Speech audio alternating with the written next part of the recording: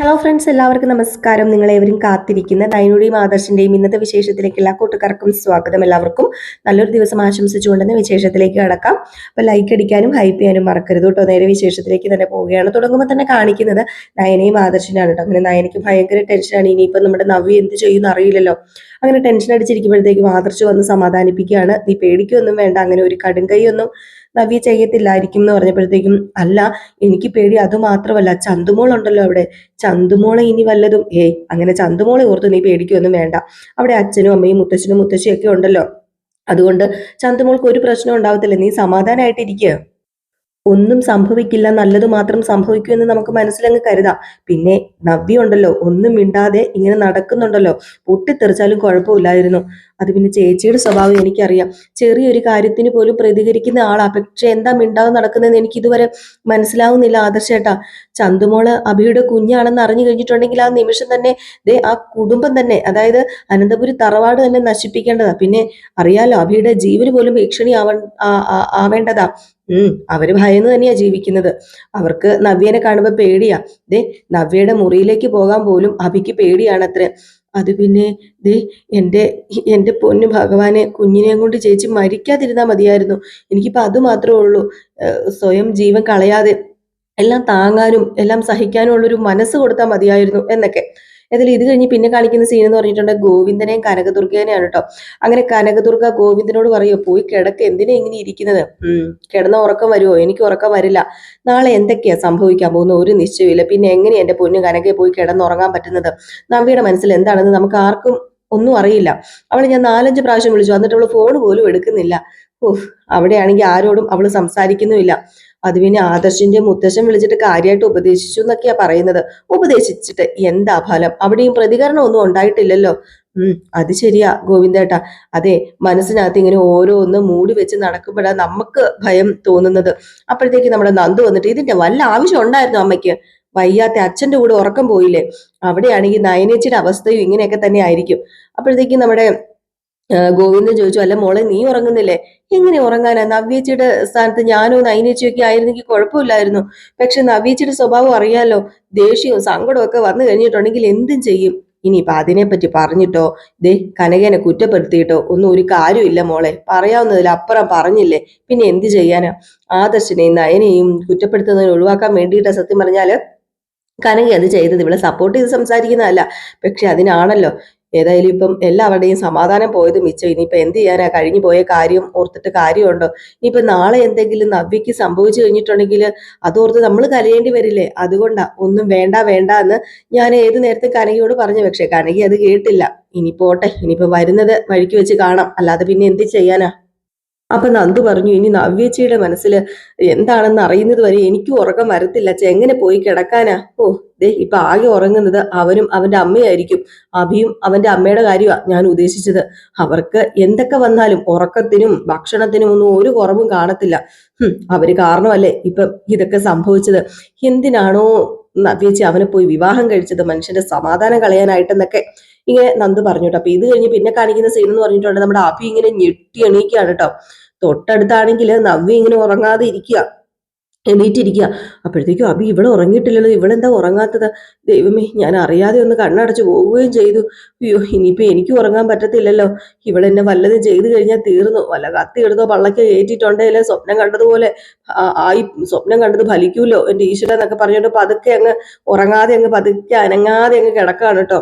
നവ്യാണെ കലി വന്നിട്ട് ദേഷ്യം വന്നിട്ട് ഇങ്ങനെ ആ കട്ടിലിൽ ഇങ്ങനെ ഇരിക്കും ഉറക്കം വരാതെ. പിന്നെ നേരെ പരപര വെളുത്തു കഴിഞ്ഞപ്പോഴത്തേക്കും നമ്മുടെ ദേവയാനി കുളിയൊക്കെ കഴിഞ്ഞ് ഇറങ്ങി വന്നപ്പോഴത്തേക്കും നവ്യ ആണെങ്കിൽ അവിടെ പൂജാമുറിയിലേക്ക് പോവാണ് കേട്ടോ. നവ്യയോട് ചോദിച്ചെവിടെ പോവാന്ന്. നവ്യ ഒന്നും മിണ്ടിയതുമില്ല. മിണ്ടാതെ പൂജാമുറിയിലേക്ക് നേരെ പോവുക. അപ്പോഴത്തേക്കും ദേവയാനിക്ക് മനസ്സിലായി പൂജാമുറിയിലേക്ക് കയറുന്ന കണ്ടപ്പം. അപ്പൊ നമ്മുടെ മുത്തശ്ശി വന്നിട്ട് ഇങ്ങനെ ചോദിച്ചു, എന്താ മോളെന്ന് ചോദിച്ചപ്പോഴത്തേക്കും, അത് പിന്നെ അമ്മേ, ഞാനേ പൂജാമുറിയിലേക്ക് പോകാൻ വന്നതായിരുന്നു. അപ്പൊ പതിവില്ലാതെ നവ്യ അങ്ങോട്ടേക്ക് പോയി. അപ്പോഴത്തേക്കും നമ്മുടെ മുത്തശ്ശിക്ക് ഒരു അതിശയമായി, പൂജാമുറിയിലേക്കോ? നവ്യയോ? ആ അതേന്നേ, നവ്യ പൂജാമുറിയിലേക്ക് പോയി. അല്ല, ഈ സമയത്ത് അവൾ എഴുന്നേക്കാറില്ലായിരുന്നല്ലോ. അതാമ്മേ ഞാനും ആലോചിക്കുന്നത്. എന്തിനായിരിക്കും അവൾ എണീറ്റത്? എന്തൊക്കെയോ കുഴപ്പമുണ്ട് ദേവയാനി. അപ്പോഴത്തേക്കും നമ്മുടെ മുത്തശ്ശി പറഞ്ഞു, അവളുടെ മനസ്സെ പതറുമായിരിക്കും. സ്വയം നിയന്ത്രിക്കാൻ പറ്റാത്തത് കൊണ്ടാ ദൈവങ്ങളുടെ കൂട്ടുപിടിക്കുന്നത്. ഇപ്പൊ അവൾ അനുഭവിക്കുന്ന സങ്കടം എത്രയാണെന്നേ അവൾക്ക് മാത്രമേ അറിയാൻ പറ്റത്തുള്ളൂ മോളെ. അത് ഭയങ്കരമായിട്ടും അവളെ തളർത്തുന്നുണ്ട്. അത് പിന്നെ അമ്മേ അവളിങ്ങനെ മിണ്ടാതെ നടത്തുന്നത് വലിയ അപകടമല്ലേ? അവൾ എന്താ തീരുമാനിച്ചിരിക്കുന്നതെന്നൊന്നും നമുക്കറിയില്ലല്ലോ. തലങ്ങും വിലങ്ങും ഒക്കെ ഓരോന്ന് ചോദിച്ചു നോക്കി അവൾ ഒന്നും മിണ്ടുന്നുമില്ല, സംസാരിക്കുന്നുമില്ല. മുത്തശ്ശൻ ചോദിച്ചിട്ടും ഒന്നും പറയുന്നില്ല. എന്നാ പിന്നെ അതിനർത്ഥം അവൾ എന്തോ വ്യക്തമായിട്ടൊരു തീരുമാനം എടുത്തിട്ടുണ്ടമ്മേ. അത് ഉറപ്പായ കാര്യം തന്നെയാ. ഇനി എന്തായാലും അവൾ പ്രാർത്ഥിച്ചിട്ട് ഇറങ്ങട്ടെ, എന്നിട്ട് നമുക്ക് അങ്ങോട്ടേക്ക് പോകാം. അത് മതി മോളെ. അവൾ പ്രാർത്ഥിക്കട്ടെ, അവളുടെ മനസ്സൊന്ന് ശാന്തമാകട്ടെ എന്ന്. ഏതായാലും നമ്മുടെ നവ്യ പോയി പ്രാർത്ഥിക്കുന്നത് വേറൊന്നും അല്ലാട്ടോ. എൻ്റെ പൊന്നു ഭഗവാനെ, ഞാന് ആ മുടിനാരരെ കൊണ്ട് ഏൽപ്പിച്ചിട്ടുണ്ട്. ഇന്ന് സത്യാവസ്ഥ പുറത്തു വരും. 1% മാത്രമാണ് ഞാൻ വിശ്വസിക്കുന്നത് സത്യമാകും എന്ന് ഞാൻ ഓർത്തിരിക്കുന്നത്. ബാക്കിയെല്ലാം ദൈവത്തിന്റെ കയ്യിലാ. എൻ്റെ ജീവിതം നശിപ്പിക്കരുത്, എൻ്റെ ജീവിതം കോളം തോണ്ടരുത് ഭഗവാനെ. എല്ലാം നല്ലത് മാത്രമേ സംഭവിക്കാവുള്ളേ എന്നൊക്കെ പറഞ്ഞുകൊണ്ട് കരഞ്ഞിങ്ങനെ ഭഗവാന്റെ മുമ്പിൽ ഇരിക്കുകയാണ്. കാരണം അഭി തെറ്റുകാരനല്ല എന്ന് തന്നെ നമ്മുടെ നവ്യക്ക് തെളിയണം. അപ്പൊ നവ്യ അതിനുവേണ്ടിയുള്ള തത്രപ്പാടിലാണ്. അങ്ങനെ അഭി തെറ്റുകാരനല്ലെങ്കിൽ പിന്നെ സമാധാനത്തോടു കൂടി കുടുംബജീവിതം മുന്നോട്ടേക്ക് കൊണ്ടുപോകാമല്ലോ. ഏതായാലും അങ്ങനെ ഭഗവാന്റെ മുമ്പിൽ കരഞ്ഞ് പ്രാർത്ഥിച്ചിട്ടൊക്കെ നമ്മുടെ നവ്യ അവിടുന്ന് പൂജാമുറിയിൽ നിന്ന് ഇറങ്ങുക. ഇതൊക്കെ കഴിഞ്ഞ് പിന്നെ കാണിക്കുന്നത് അഭിഭയങ്കര ഉറക്കം. ജലജ വന്നിട്ടാണെങ്കിൽ ഇവൻ എന്ത് ഉറക്കം ഉറങ്ങുന്നു. ഇന്നലെ ഒരുപോലെ കണ്ണ് ഞാൻ അടച്ചിട്ടില്ല, അപ്പോഴല്ലേ അവൻ കിടന്ന് ഉറങ്ങുന്നത്. എടാ എണീക്കടാന്ന് പറഞ്ഞിട്ട് ഒറ്റ അടി അടിച്ചപ്പോഴത്തേക്കും നമ്മുടെ അഭി എന്താ അമ്മ, ഞാനാ, നീ പേടിക്കൊന്നും വേണ്ടെന്നേ. അമ്മയാന്ന് എനിക്ക് മനസ്സിലായി. അല്ല അവൾ എന്തിയെ മോനെ? അത് പിന്നെ ഞാൻ ഇപ്പോഴും ഉറങ്ങി, എനിക്ക് അറിയത്തില്ല അവൾ എന്തിയെന്ന്. ഇടയ്ക്ക് ചെറുതായിട്ടൊന്നും മയങ്ങും, പിന്നെ പേടിച്ചിട്ട് സത്യം പറഞ്ഞ് എണീക്കും. അപ്പൊ അവൾ പ്രേതത്തെ പോലെ ഇങ്ങനെ തുറച്ചു നോക്കുകയോ ചെയ്യുന്നത്. പിന്നെ എനിക്ക് ഉറങ്ങാൻ പറ്റുമോ? എന്റെ പൊന്നു മോനെ, ഞാനും അങ്ങനെ തന്നെയാ, ഉറങ്ങിയിട്ടില്ല. ആ സമയത്ത് നിനക്ക് എന്തെങ്കിലും പറ്റുമോ എന്ന് നോക്കാനായിട്ട് വരുമ്പോൾ നീ ഇങ്ങനെ ഉറങ്ങിയിട്ടുണ്ടെങ്കിൽ പിന്നെ എനിക്ക് രസിക്കുമോ, എനിക്ക് സമാധാനം കിട്ടുമോ? അത് പിന്നെ അമ്മ അവളുടെ മനസ്സിൽ എന്താണെന്ന് അറിയത്തില്ലല്ലോ. ഇന്നലെ ഞാൻ എൻ്റെ ഭാഗം ന്യായീകരിക്കാനൊക്കെ നോക്കി, പക്ഷെ അതിനൊന്നും അവൾ പ്രതികരിക്കുന്നില്ല, അവൾ മിണ്ടുന്നില്ല. എടാ അവളുടെ അമ്മ നേരിട്ട് അവളോട് കാര്യങ്ങളൊക്കെ പറഞ്ഞിരിക്കുന്നത്. അപ്പൊ അവള് ചിന്തിച്ചപ്പം സംഗതിയെല്ലാം ശരിയാണെന്ന് തോന്നിയിട്ടുണ്ടായിരിക്കും. എന്ന് വെച്ച് ഞാൻ ഈ വീട്ടില് അടുക്കളക്കാരിയാണല്ലോ, നീ ഇപ്പം അത്യാവശ്യം വീട്ടുജോലിയൊക്കെ ചെയ്യുന്നുണ്ട്. അത് മാത്രമല്ല, ചന്തമോളെ പുറത്തു കൊണ്ടുപോകണമെന്ന് പറയുമ്പോഴും അവളുടെ മറ്റു കാര്യങ്ങൾ നോക്കണം എന്നൊക്കെ പറയുമ്പോഴും നീ അതൊക്കെ ചെയ്തു കൊടുക്കുന്നുമുണ്ട്. അപ്പൊ പിന്നെ അവളുടെ സംശയം ഇരട്ടിപ്പിക്കും, വർദ്ധിപ്പിക്കും. ഇതൊക്കെ എന്തിന്റെ പേരിലാണ് നമ്മൾ ചിന്തിക്കത്തില്ലേ? അത് ശരിയമ്മേ, അത് ചിന്തിക്കും. എന്നെ അവൾ എന്തെങ്കിലും ചെയ്താലും കുഴപ്പമില്ലായിരുന്നു. അപ്പം ചെയ്യാത്തതാണോ നിന്റെ കുഴപ്പം? അല്ല അമ്മേ, നീ മിണ്ടാതിരിക്കും. അവൾ ഏത് രീതിയിലാണ് ഇതിന് പ്രതികരിക്കുന്നതെന്ന് പറയാൻ പറ്റത്തില്ല. ആരെയൊക്കെ കൊല്ലുന്നു പറയാൻ പറ്റത്തില്ല. ആ ഒരു അവസ്ഥയിലാണ് അവളിപ്പോ ഉള്ളത്. നിന്നോട് മാത്രമല്ല, എന്നോടും അവൾക്ക് തീരാത്ത പകയും കലിയും ഒക്കെ ഉണ്ട്. ഏതായാലും ഈ സമയത്ത് നമ്മുടെ നവ്യ വരികയാണ് കേട്ടോ. അപ്പൊ നവ്യനെ കണ്ടത് നമ്മുടെ ജലജ. അത് പിന്നെ ഞാൻ വെറുതെ ഒന്ന് ഇവിടെ കേറിയതാ മോളെ എന്ന് പറഞ്ഞിട്ട് ഇറങ്ങിപ്പോയിട്ടോ. അപ്പം നവ്യ കയറി വന്നു. അപ്പൊ അവി ചോദിച്ചു, അല്ല നീ എന്താ മിണ്ടാതെ നടക്കുന്നത്? കുത്തി കൊല്ലുന്നതിനേക്കാളും ഭീകരം നീ ഇങ്ങനെ മിണ്ടാതെ നടക്കുന്നതെന്ന്. അപ്പോഴും നമ്മുടെ നവ്യ ഒന്നും മിണ്ടുന്നില്ല. നവ്യ അവിടെ ഇരുന്ന് ഒരു ചീപ്പ് എടുത്തിട്ട് തലമുടിയൊക്കെ ചീകിയിട്ട് പുറത്തു പോകാനായിട്ട് റെഡി ആവുകയാണ്. അഭിക്ക് മനസ്സിലാവുന്നില്ല എന്താ നമ്മുടെ നവ്യയുടെ മനസ്സിലെ എന്നൊന്നും മനസ്സിലാവത്തില്ലല്ലോ. അങ്ങനെ നമ്മുടെ അഭി മനസ്സിൽ വിചാരിക്കുക എന്തോ തീരുമാനിച്ച് ഉറപ്പിച്ചിട്ടുണ്ട്, ഇവൾ എവിടെ പോകാനായിരിക്കും ഒരുങ്ങുന്നത്, ഒരു എത്തും പിടിയും കിട്ടുന്നില്ലല്ലോ എന്ന്. ഏതായാലും ഈ സീൻ കഴിഞ്ഞ് പിന്നെ കാണിക്കുന്ന സീൻ എന്ന് പറഞ്ഞാല് അഭിനെ കുറിച്ച് സംസാരിക്കാൻ കേട്ടോ. ജലജയല്ല, ദേവയാനിയും ജാനകിയും മുത്തശ്ശിയൊക്കെ ഉണ്ട്. അങ്ങനെ മുത്തശ്ശി പറയുക, സത്യം പറയാലോ ഈ ജീവിതത്തിൽ ഞാൻ ആരും നന്നാകരുത് എന്നൊന്നും ആഗ്രഹിച്ചിട്ടില്ല ഇന്നേക്ക് ഇതുവരെ, പക്ഷെ ഇപ്പൊ ആഗ്രഹിക്കുക അവൻ നന്നാകരുതെന്ന്. അഭി അതുകൊണ്ടാണല്ലോ ഇപ്പൊ ഒരു പെങ്കൊച്ച് കിടന്ന് വട്ടം ചുറ്റി നടക്കുന്നതെന്ന് പറയുമ്പോഴത്തേക്കും ദേവയാനി പറയുന്നുണ്ട്, എന്ത് ചെയ്യാൻ പറ്റും നമുക്ക് അമ്മേ, നമുക്കൊന്നും ചെയ്യാൻ പറ്റത്തില്ലാത്തൊരവസ്ഥ തന്നെയാണല്ലോ. നവ്യയുടെ മനസ്സിൽ എന്താന്ന് പോലും നമുക്ക് അറിയത്തില്ലല്ലോ എന്ന് പറയുമ്പോൾ എന്തെങ്കിലുമൊക്കെ ചെയ്യണം, എന്തെങ്കിലുമൊക്കെ ചെയ്തേ പറ്റൂ. പക്ഷെ അതെന്ത് ചെയ്യണമെന്നാ ഞാനും ഓർക്കുന്നത്. അവള് സത്യങ്ങൾ അറിഞ്ഞിരുന്നെങ്കിൽ നമുക്ക് ബാക്കി കാര്യങ്ങൾ അങ്ങനെ നോക്കാമായിരുന്നു. പക്ഷെ അവള് സത്യം അറിഞ്ഞു ഇല്ലെന്നൊന്നും നമുക്ക് അറിയില്ലല്ലോ മോളെ. ഈ ഒരു സമയത്ത് നവ്യ ഇറങ്ങി വരികയാണ് കേട്ടോ. അപ്പൊ നവ്യ ഇറങ്ങി വന്നതും എവിടെ പോവാന്ന് ഇവര് ചോദിച്ചപ്പോഴത്തേക്കും മിണ്ടുന്നില്ല. ഇവര് ഇവിടെ മിണ്ടാതെ നമ്മുടെ നവ്യ അങ്ങ് പോയി കേട്ടോ. ഈ സമയത്ത് ജാനകി പറഞ്ഞു, ഇവൾ എവിടെ പോയതായിരിക്കും, ഇനിയിപ്പൊ ഇവള് മടങ്ങി വരുന്നത് വരെ നമുക്ക് സമാധാനം ഉണ്ടാവില്ലല്ലോ.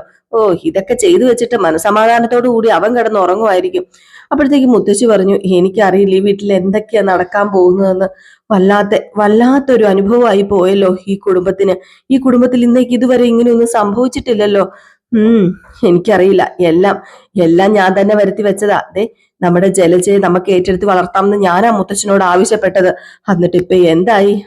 വളർന്നതിന് ശേഷം അവൾ എനിക്കും അദ്ദേഹത്തിനും സ്വസ്ഥതയും സമാധാനവും തന്നിട്ടില്ലല്ലോ ഇതുവരെ. ആകെ കൂടി ഇപ്പൊ ഒരു സമാധാനം ഉള്ളത് അവന്തിക മോള് അയർലൻഡിൽ പോയി വന്നതിന് ശേഷം അവളൊന്ന് മാറിയിട്ടുണ്ട്, അത് മാത്രമാ.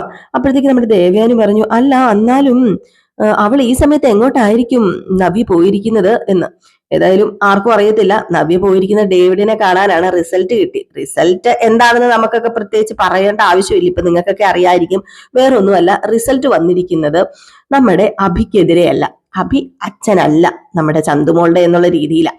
അങ്ങനെ വരത്തുള്ളല്ലോ. അപ്പൊ അങ്ങനെ നമ്മുടെ നവ്യ വന്നു. നവ്യ വന്നിട്ട് സാർ എന്തായി കാര്യങ്ങൾ എന്നൊക്കെ ചോദിച്ചപ്പോഴത്തേക്കും അത് പിന്നെ എനിക്ക് പറയാനുള്ളത് വേറെ ഒന്നുമല്ല, കുടുംബജീവിതമാണ്, അത് നന്നായിട്ട് മുന്നോട്ടേക്ക് കൊണ്ടുപോകണം. പിന്നെ തന്റെ അമ്മയല്ലേ ഇതൊക്കെ വിളിച്ചു പറഞ്ഞെന്ന് താൻ പറഞ്ഞത്. അതുപോലെ തന്നെ നീ പറഞ്ഞില്ലേ പലവട്ടം ആദർശിന്റെ അമ്മ കുഞ്ഞ് നിന്റെ ഭർത്താവിനെ പോലെ ഇരിക്കുന്നുണ്ടെന്നൊക്കെ പറഞ്ഞിട്ടുണ്ടെന്ന്. ഏതായാലും എല്ലാം കൂടി കൂട്ടി വായിച്ചു നോക്കുമ്പോഴത്തേക്കും അഭി തെറ്റുകാരൻ തന്നെയാണ് എന്ന് നിനക്ക് തോന്നും. പക്ഷെ അങ്ങനെയല്ല. ആ പയ്യനുണ്ടല്ലോ വെറും പഞ്ചപാവാണ്. അവൻ എല്ലാവരും പറയുമ്പോഴും തല കുനിച്ച് നടന്നത് വേറൊന്നും കൊണ്ടുമല്ല. അവൻ സഹി കെട്ടിട്ടായിരിക്കും, ആരെയും വെറുപ്പിക്കണ്ടല്ലോ എന്ന് ഓർത്തിട്ടായിരിക്കും. റിസൾട്ട് വന്നിട്ടുണ്ട് നവ്യ. നിന്റെ ഭർത്താവ് ആ കൊച്ചിന്റെ അച്ഛനല്ല, ചന്തുമോളുടെ അച്ഛൻ നിന്റെ ഭർത്താവ് അല്ല. നീ സത്യം മനസ്സിലാക്കിക്കോളാന്. ഇത് കേട്ടതും എന്റെ പൊന്നോ നവ്യ ഷോക്കായി പോയില്ലേ. അപ്പം തന്റെ അമ്മ എല്ലാവരും കൂടെ തന്നെ പറ്റിക്കുകയായിരുന്നു അഭിനെ ഒഴിവാക്കാൻ വേണ്ടി എന്നുള്ളതല്ലേ ചിന്തിക്കത്തുള്ളൂ നമ്മുടെ നവ്യ. ഏതായാലും ഇത് കേട്ടോണ്ട് സത്യമാണോ സാറി പറയുന്നത്? പിന്നെ സത്യമല്ല, അത് ഞങ്ങൾ എന്തിനാ നിന്റെ ഭർത്താവിനെ വെള്ള പൂച്ചുന്നത്? നീയല്ലേ ഞങ്ങളുടെ കമ്പനിക്ക് ജോലി ചെയ്തു തരുന്നത്. ഒരു കാര്യം പറയാം, നിന്റെ ഭർത്താവിനോട് പ്രത്യേകിച്ച് ഞങ്ങൾക്കൊരു ഇതൊന്നും ഇല്ല.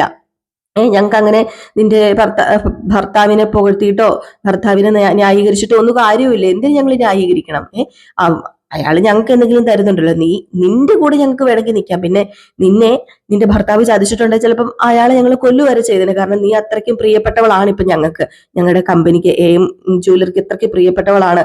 പക്ഷെ ഇങ്ങനെ ഞാൻ പറയണമെന്നുണ്ടെങ്കിൽ തനി തങ്കമാ നിന്റെ ഭർത്താവ് ഒരു പാവം പയ്യനാ. ആ പയ്യനെ പൂവിട്ട് പൂജിക്കാന്ന് പറയോ. ഇതും കൂടെ കേട്ടതും എന്റെ പൊന്നോ നവ്യക്ക് അങ്ങ് സന്തോഷം കൊണ്ട് തുള്ളി ചാടാനാ തോന്നുന്നത്. നവ്യ പറയോ, താങ്ക് യു സാറേ, ഒരുപാട് സന്തോഷമുണ്ട് സാറേ. ഞാൻ വെറുതെ എന്റെ ഭർത്താവിനെ സംശയിച്ചു, ദൈവമേ എന്നോട് പൊറുക്കണമേ, ഞാൻ എത്രയും പെട്ടെന്ന് ഞാൻ പോട്ടെ എന്ന് പറഞ്ഞുകൊണ്ട് അവിടെ നിന്ന് നമ്മുടെ നവ്യ വിട്ടടിച്ച് പോവുകയാണ് കേട്ടോ. അയ്യോ, ഇതുപോലൊരു കള്ളത്തരം ഡേവിഡ് പറഞ്ഞു കൊടുക്കുകയും ചെയ്തു. ഇനി നവ്യ തന്നെ അനുഭവിക്കാൻ പോകുന്നു. ഈ സമയത്ത് പിന്നെ കാണിക്കുന്ന സീൻ എന്ന് പറഞ്ഞിട്ടുള്ള ഡേവിഡും നാഗേന്ദ്രനും അവന്തികയും ഒക്കെ സംസാരിക്കുകയാണ്. അങ്ങനെ നമ്മുടെ ഡേവിഡ് പറഞ്ഞു, ഹേഷായിട്ട് പറഞ്ഞു കേൾപ്പിച്ചിട്ടുണ്ട് ഞാൻ. അപ്പൊ നാഗേന്ദ്രൻ പറഞ്ഞു, ഇത് നവ്യയും അഭിയും തമ്മിൽ തെറ്റിക്കാനുള്ള മനഃപൂർവ്വം അഭിയുടെ ശത്രുക്കൾ ചെയ്താണെന്ന് താൻ പൊടുപ്പും തൊങ്ങലും വെച്ച് പറഞ്ഞു കേൾപ്പിച്ചില്ലേ? അതൊക്കെ ഞാൻ പറയാതിരിക്കോ പിന്നെ സാറേ? പരമാവധി പൊടുപ്പും തൊങ്ങലും ഒക്കെ വെച്ച് ഞാൻ പറഞ്ഞിട്ടുണ്ട്. എന്തായാലും അവള് സന്തോഷം കൊണ്ട് തുള്ളി ചാടിയില്ലെന്നേ ഉള്ളൂ. എല്ലാം കേട്ട് കഴിഞ്ഞപ്പോഴത്തേക്കും അവൾക്ക് അത്രയ്ക്ക് ആഹ്ലാദമായിരുന്നു. അത് പിന്നെ അങ്ങനെ ആയിരിക്കുമല്ലോ, ഭർത്താവിനെ കുറിച്ച് അവള് കേട്ട കഥകളൊക്കെ ശരിയാകരുതേ എന്ന് സകല ദൈവങ്ങളോടും പ്രാർത്ഥിച്ചുകൊണ്ടായിരിക്കും തന്റെ അടുത്തേക്ക് വന്നിട്ടുള്ളത്. അപ്പൊ പിന്നെ അത് കേട്ട് കഴിയുമ്പോഴത്തേക്കും അവൾ ആഗ്രഹിച്ച പോലെ പറയുകയും ചെയ്തു. അപ്പൊ പിന്നെ എന്തുവാ സംഭവിക്കുന്നത്? സന്തോഷിക്കൂല്ലോ. അപ്പൊ നമ്മുടെ അവന്തി പറഞ്ഞു, ഇന്നലെ മുഴുവൻ ഞാൻ അവളെ തന്നെ വീക്ഷിക്കുകയായിരുന്നു. ഞാൻ പറഞ്ഞില്ല, ആരോടും ഒന്നും സംസാരിച്ചൊന്നുമില്ല. ആഹാരമൊന്നും അവള് വേണ്ടാന്ന് വെച്ചില്ല, അതൊക്കെ അവള് കഴിച്ചു. എല്ലാവർക്കും ഒപ്പം ഇരുന്ന് തന്നെ അവള് കഴിച്ചത്. ആ സമയത്ത് പോലും ആരോടും ഒരു അക്ഷരവും മിണ്ടിയില്ല അവള്. ഇനിയിപ്പം മിണ്ടിക്കോളും, എല്ലാവരോടും മിണ്ടിക്കോളും, ഇഷ്ടം പോലെ പറഞ്ഞോളും. അബീനെ ഉള്ളംകൈയിൽ കൊണ്ട് നടക്കും. മോളുടെ വീട്ടിനകത്ത് വലിയ ചില മാറ്റങ്ങൾ ഉണ്ടാകാൻ പോവാ. അപ്പോഴത്തേക്കും ആവന്തിക ഒന്ന് ഞെട്ടിയിട്ട്, എന്ത് മാറ്റം? അത് പിന്നെ വേറൊന്നുമല്ല, ഇനി അവളുടെ ഭർത്താവ് എന്ത് പറഞ്ഞാലും നവ്യ അത് വിശ്വസിക്കും. ഇനിയിപ്പം നവ്യ വിശ്വസിക്കണമെങ്കിൽ ജലജയും തന്നെ പറയണം. സ്വന്തം അച്ഛനും അമ്മയും പോലും ഇനി നവ്യ കണക്കിലെടുക്കാൻ പോകുന്നില്ല.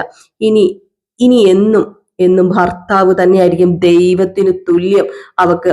അപ്പോഴത്തേക്കും നമ്മുടെ അവന്തിക പറഞ്ഞു, ഇതൊക്കെ പറയുന്നുണ്ടെങ്കിലും നടന്നൊക്കെ പ്രൂവ് ചെയ്യാൻ ജീവിച്ചിരിക്കുന്ന ഒരു തെളിവുണ്ടല്ലോ അച്ഛാ, അത് അനഘ എന്ന പെൺകുട്ടിയാ, ആ ചന്തുമോളുടെ അമ്മ.